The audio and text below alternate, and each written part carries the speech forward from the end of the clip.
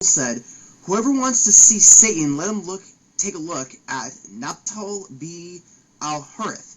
He was a sturdy black man with long flowing hair, inflamed eyes, and dark ruddy cheeks. He used to come and talk to the apostle and listen to him, and then carry what he had said to the hypocrites. It was he who said, quote, 'Muhammad is all ears. If anyone tells him anything, he believes it.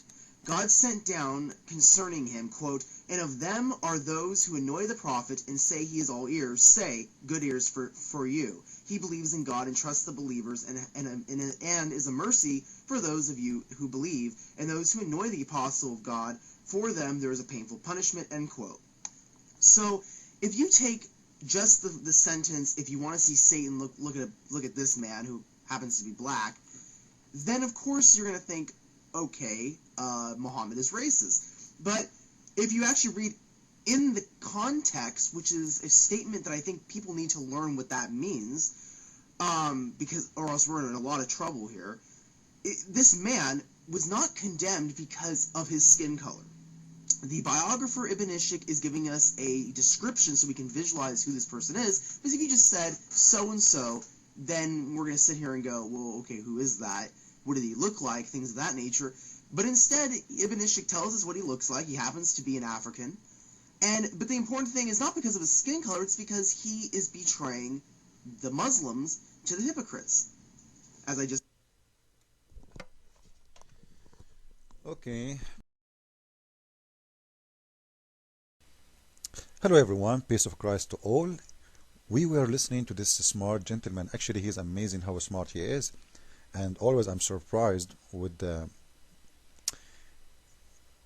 like, I don't know, like when you are a Muslim, honestly, it looked like, Allah, He installed a dish of wisdom in your heart the same He did to Muhammad. You remember there's a story in the Quran about Allah installing a dish made of gold, full of wisdom in the heart of Muhammad, which makes sense because I saw some places you can order dishes of wisdom. Now, I don't know from where really he got his dish of wisdom, but for sure his dish is very delicious.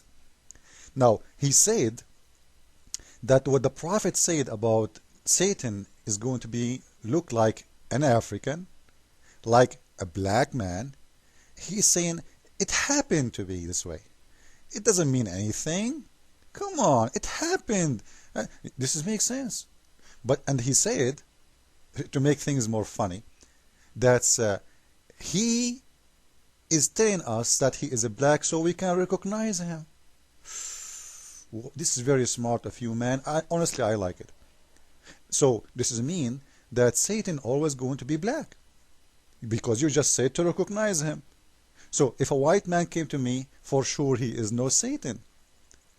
And you just proved to me that Muhammad saying to us that black and Satan, they are together forever. Satan cannot be a white man.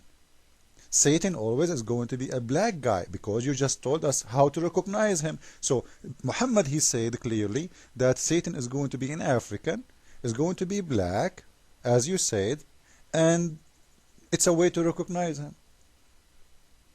And this is proving to me that anytime Satan will come to me, he will come only as a black.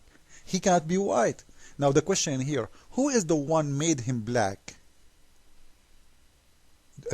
You said it happened? What are you an atheist? What do you mean it happened? According to Islam, it's everything is done by Allah. It is the decision of Allah to make him black always then, right? Which means Allah is the one, He's saying to us, because he is bad, I made him black. And then you will say to me, oh, come on, don't play with words. This is how it is. Otherwise, why Satan cannot be a white man? Why he have to be a black man? And you know what? I have a video for you made by one of your brothers. He is extremely smart like you. Muslims, they have dish of wisdoms in their hearts, installed by Allah, ordered from Hong Kong.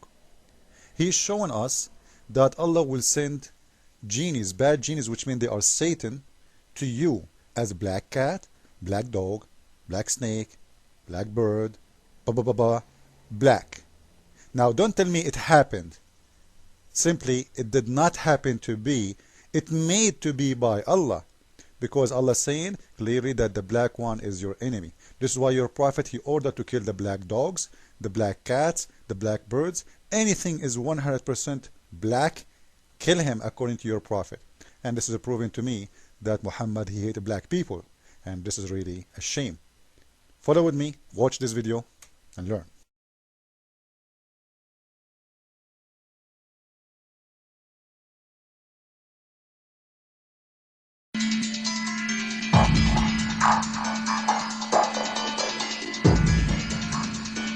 Do they really exist?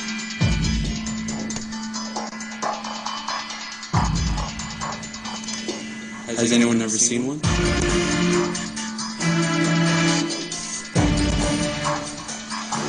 talk to them.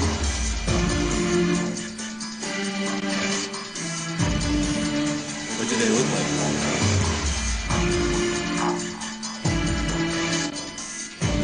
Are they dangerous?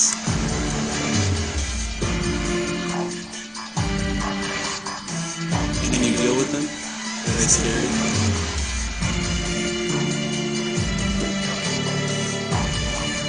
What do I do if I find one?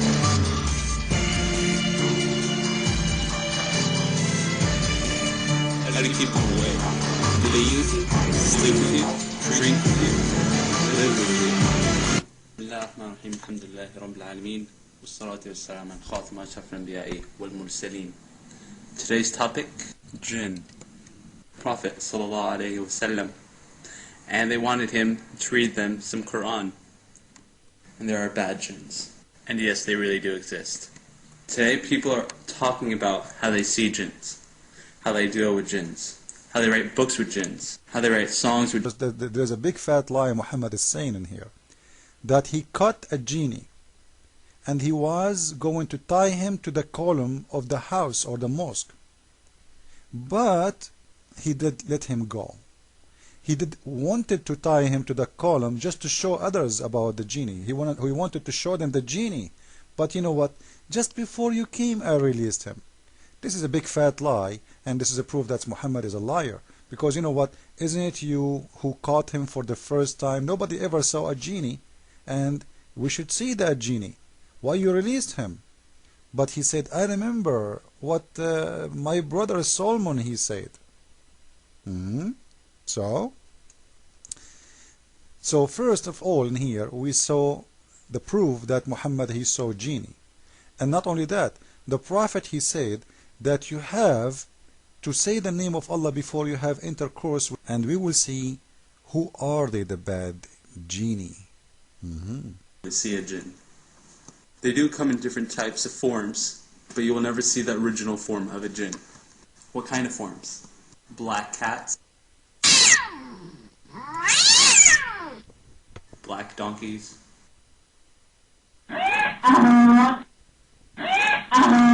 black birds, all kinds of snakes.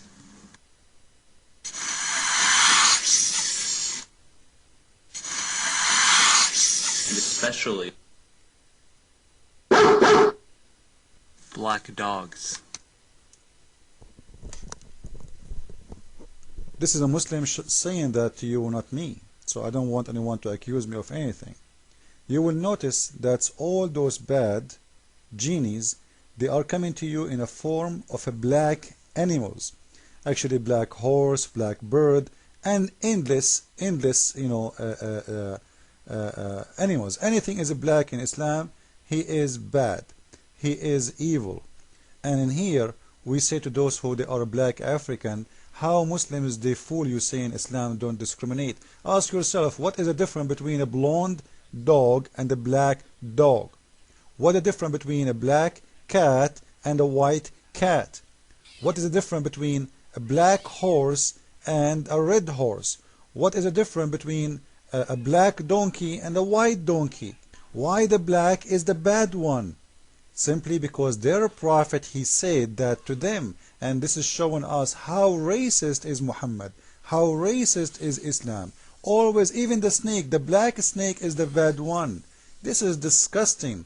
The black dog is disgusting. We have to kill all the black dogs according to Muhammad. And this is showing us what Islam is about really. You can never really see a jinn. They do come in different types of forms, but you will never see the original form of a jinn. What kind of forms? Black cats, black donkeys,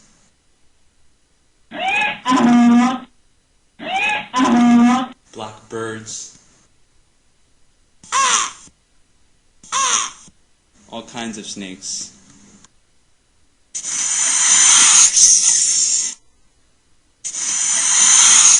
And especially